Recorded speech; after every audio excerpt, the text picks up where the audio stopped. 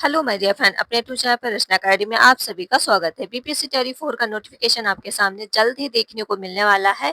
इसका नोटिफिकेशन जो बोला जा रहा है जुलाई के फर्स्ट वीक तक आ जाएगा और पेपर जो है अगस्त में कंडक्ट कराने की बात की गई है। ओके, तो इसमें हम बात करेंगे बीपीएससी के द्वारा जो पूछे गए सभी प्रश्न, जैसे कि आपके प्रीवियस ईयर तैयारी 1, तैयारी 2 एंड तैयारी 3 के होंगे और साथ में बीपीएससी के द्वारा जो पूछे गए क्वेश्चन है वो भी होंगे।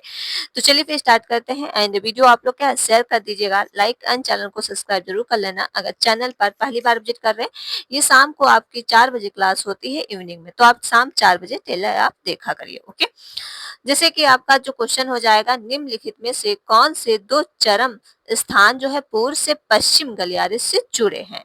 तो बताओ इसका राइट आंसर क्या हो जाएगा। मुंबई और नागपुर, मुंबई कोलकाता या सिलचर या पोरबंदर या एक से अधिक उपयुक्त में से कोई नहीं।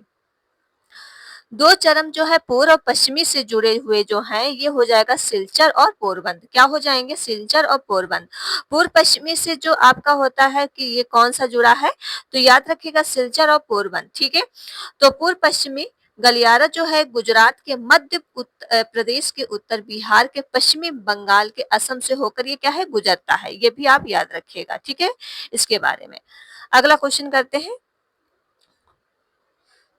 क्वेश्चन नंबर नेक्स्ट हो जाएगा, इसका राइट आंसर कमेंट में दे दो।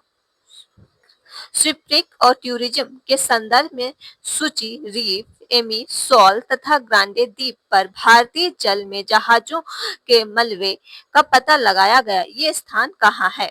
तो ये स्थान कहाँ है, इसका राइट आंसर बता दो। गोवा के तट के बाहर, लक्षद्वीप तट के बाहर, तमिलनाडु या फिर उड़ीसा।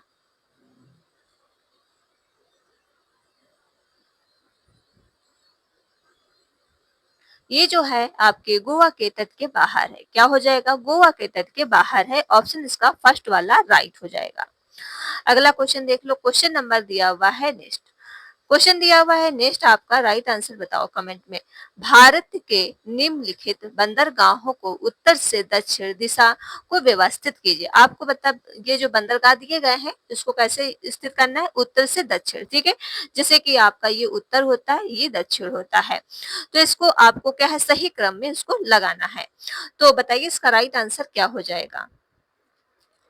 तो ये बंदरगाह जो दिए हुए इनके स्थान भी कमेंट में दे दो। जैसे ये अगर पूछ लिया जाए कि इसका स्थान कहाँ है, काकीनाडा। काकीनाडा का जो स्थान है, तो याद रखिएगा प्रदेश का नाम आंध्र प्रदेश। क्या हो जाएगा? ये आंध्र प्रदेश। ठीक है, आंध्र प्रदेश हो जाएगा। और ये आपका हो जाएगा मछलीपट्टम। मछलीपट्टम बताइए कहाँ है? ये भी आपका आंध्र प्रदेश है। ठीक, मछलीपट्टम भी आंध्र प्रदेश है। विशाखापट्टम जो है ये भी आपका आंध्र प्रदेश है।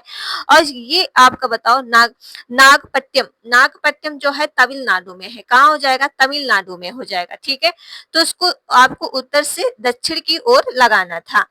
तो देखिए ये आपका पहले हो जाएगा कौन सा? विशाखापट्टनम, जो ये जो है आंध्र प्रदेश इसका देश है। तो आपका विशाखापट्टनम फोर्थ वाला दिया है, ये ऑप्शन इसका बी वाला राइट हो जाएगा। क्या हो जाएगा? इसका बी वाला बिल्कुल राइट हो जाएगा। अगला क्वेश्चन करते हैं। क्वेश्चन नंबर नेक्स्ट दिया हुआ है और वीडियो को आप लोग क्या है शेयर कर दो प्लीज, लाइक एंड चैनल को सब्सक्राइब जरूर कर लो अगर चैनल पर पहली बार विजिट कर रहे हैं।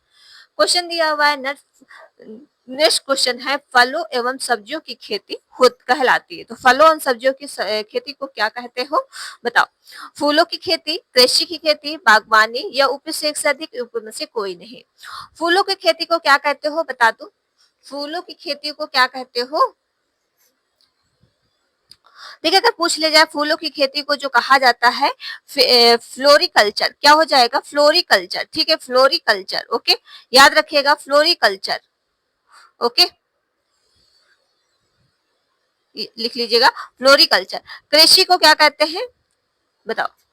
कृषि को अब इसका पूछा गया है, ये फलों और सब्जियों की खेती को जो कहा जाता है ये बागवानी कहा जाता है। क्या कहा जाता है? बागवानी। इसका याद रखिएगा, बागवानी कहते हैं। ठीक है, इसका राइट आंसर हो जाएगा सी वाला बिल्कुल राइट है। अगर पूछ लिया जाए मछली पालन को कहते हैं फिशिकल्चर, मधुमक्खी पालन को कहते हैं एपीकल्चर, रेशम पालन को कहते हैं सेरिकल्चर और फलों को कहते हैं ओमिकल्चर। ठीक है, ये भी आप सब याद रखिए। अगला क्वेश्चन करते हैं। क्वेश्चन नंबर नेक्स्ट हुआ है, क्वेश्चन दिया हुआ नेक्स्ट, उत्तरी भारत में शीतकाल के उपजाई जाने वाला चावल की फसलों का स्थान नाम है। तो स्थानीय नाम क्या हो जाएगा?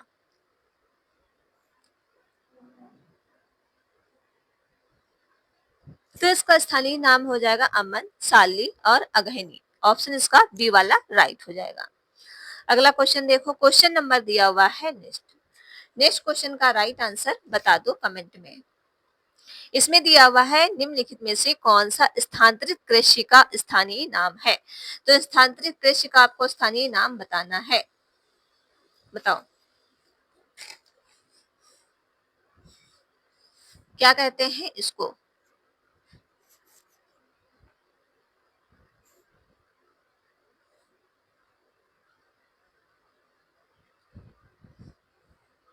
तो इसके ऊपर से एक से अधिक हो जाएगा, क्योंकि इसको स्थानीय नाम जो क्षेत्र में क्या कहते हैं, जैसे कि ये आपका हो जाएगा झूम। झूम खेती को क्या कहाँ पे होती क्षेत्र है? उत्तर से भारत की ओर होता है, ठीक है। अगर पूछ ले जाए ये आपका जो है पोडू, पोडू जो होता है आंध्र प्रदेश में होता है, ठीक, ये भी आप याद रखिएगा। दहरिया, दहरिया कहाँ होता है बताओ? देहरिया जो है बुंदेलखंड मध्य प्रदेश के ताप होता है। तो ऊपर से एक से अधिक वाला बिल्कुल राइट है। और वीवर भी जो आपका आंध्र प्रदेश में होता है, ठीक है, ये भी आप याद रखिएगा। मध्य प्रदेश वाली बुंदेलखंड। ओके, अगला क्वेश्चन करते हैं। क्वेश्चन नंबर दिया हुआ है नेक्स्ट, निम्नलिखित में से कौन सा मिल्चिंग शब्द की व्याख्या करता है? मिल्चिंग शब्द बताइए। मिल्चिंग, मिल्चिंग क्या है? मिल्चिंग जो होता है कि जो है मतलब खाली जमान जो पुलाव जैसे जैविक पदार्थ को परत में ढकना, ठीक है, ये हो जाएगा। फलों के बीच खाली जमीन पर पुलाव और जैसे जैविक पदार्थ की परत को से ढकना। ऑप्शन इसका आपका ए वाला राइट हो जाएगा। मिल्चिंग का ये शब्द होता है। अगला क्वेश्चन करते हैं। क्वेश्चन नंबर दिया हुआ है नेक्स्ट, क्वेश्चन दिया नेक्स्ट है, निम्नलिखित में से किसकी खेती जायद के मौसम में की जाती है? मतलब जायद की खेती किस मौसम में की जाती है? और जायद में बताइए किस मौसम में की जाती है ये? खरबूजा, खीरा, तरबूज, किस कब होता है? ये जो फसलें उगाई जाती है ज्यादातर ये मार्च में होती है। कब होती है? याद रखिएगा, मार्च में होती है। इसमें जैसे जायद की फसलें जैसे होती हैं कि खरबूजा हो जाएगा, ठीक है आपका, और ये आपका हो जाए खीरा आता है, ककड़ी, तरबूज आता है। तो फिर से एक से अधिक हो जाएगा। मूंग, जूट, तोरई, भिंडी, ये सब क्या है मार्च के आसपास की खेती है। तो याद रखिएगा, जो इसकी बुआई जाती है और फिर इसकी जो कटाई जाती है ये जून में जो है कट जाती है। तो जून में सबसे ज्यादा ये आता है, ठीक। बुआई कब होती है? मार्च में। कटाई होती है जून में। अगला क्वेश्चन कर लेते हैं। क्वेश्चन नंबर दिया हुआ है नेक्स्ट, नेक्स्ट का राइट आंसर बताओ। इसमें दिया है ज्योतिषम के आधार पर मानव को उत्पादित केंद्र है। तो इसका राइट आंसर क्या है?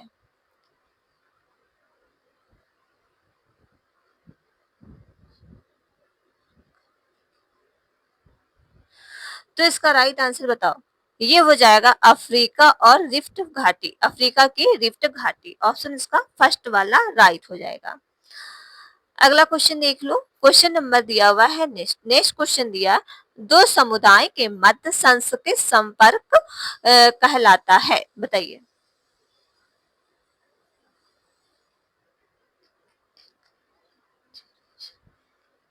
तो दो समुदाय के संस्कृत जो संपर्क को क्या कहते हैं? ये कहते हैं एक्लेरेशन, ठीक। क्या कहते हैं? एक्लेरेशन कहते हैं। इसका राइट आंसर बी वाला राइट हो जाएगा। अगला क्वेश्चन देखो। क्वेश्चन नंबर दिया हुआ है नेक्स्ट। अब नेक्स्ट का राइट आंसर बता दो, इसका क्या हो जाएगा? इसमें दिया है किसी समुदाय को अनुसूचित जनजाति के रूप में घोषित करने के लिए आवश्यक विशिष्ट क्या है? उसमें सही आपको बताना है। जैसे आदि लक्षणों को संकेत बिल्कुल आपका सही थे। विशिष्ट संस्कृति होती है, बड़े पैमानों पर समुदाय के साथ संपर्क या शर्म होता है, पिछड़ापन और भौगोलिक अलगाव होता है, ठीक है। तो ये आपके सारों ही राइट है। तो फिर तो आपका डी वाला राइट हो जाएगा। अगला क्वेश्चन देखो। क्वेश्चन नंबर दिया हुआ है नेक्स्ट, क्वेश्चन दिया है नेक्स्ट, बताइए इसका राइट आंसर क्या हो जाएगा? कोयला नगरी किस स्थान को कहते हैं? तो कोयला नगरी जो है किस स्थान को कहा जाता है? बताइए, कोयला नगरी किस स्थान को कहा जाता है?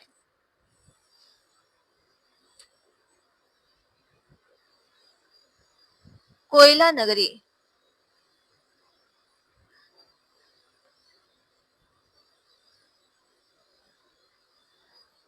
ये कहा जाता है, इसके धनबाद को कहा जाता है। ठीक, क्या किसे कहते हैं? धनबाद को कहा जाता है। ओके, कोयला नगरी जो है ये धनबाद को जो है शांत घाटी जो है कहाँ है?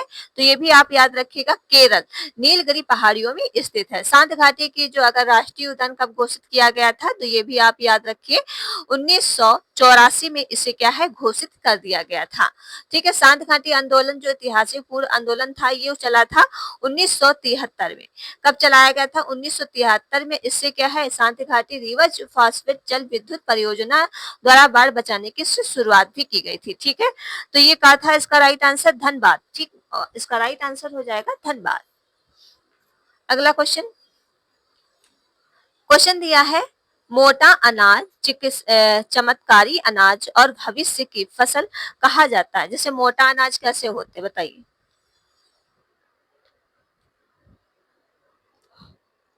जैसे मोटा अनाज होता है, सूखी विशेष फसल होती है, कुछ बाहरी आकार की आवश्यकता जैसे होती है, पोषण के आदर्श चावल गेहूं के बराबर होते हैं।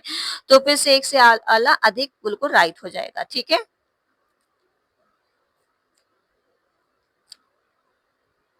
क्योंकि मोटे अनाज में ज्यादातर प्रोटीन, फाइबर, विटामिन, खनिज तत्वों से भरपूर मात्रा होती है। कि किसमें जो है जैसे आपका पाया जाता है, जैसे मोटा अनाज, जैसे आप बाजरा खा सकते हो, ये सब चीजें क्या है, मोटे अनाज है। ओके, तो ये छोटी सी वीडियो थी, वो वीडियो आपको पसंद आई होगी। इतने आपको हम क्वेश्चन लाए थे जो आपके लिए वेरी इंपॉर्टेंट थे। ओके, तो चलिए फिर वीडियो यहीं तक रखते हैं, एंड वीडियो आपको क्या शेयर कर दीजिएगा, लाइक एंड चैनल को सब्सक्राइब। मिलते हैं नेक्स्ट वीडियो में। Thank you friend.